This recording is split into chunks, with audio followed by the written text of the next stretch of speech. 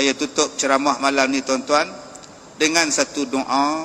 Mudah-mudahan tuan-tuan kalau amalkan doa ini, Allah jaga kita, Allah pelihara kita. Sebab hari ini kita duk sebut tentang wabak influenza, tentang wabak demam, batuk, sersema dan sebagainya.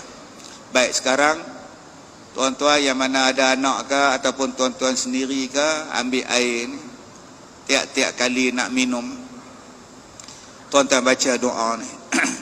Baik, ikut saya baca. Bismillahirrahmanirrahim. Bismillahil kabir. A'udzu billahil azim min kulli syarri irqin na'arin wa min syarri harrin nar. Lagi sekali. Bismillahil kabir. A'udzu billahil azim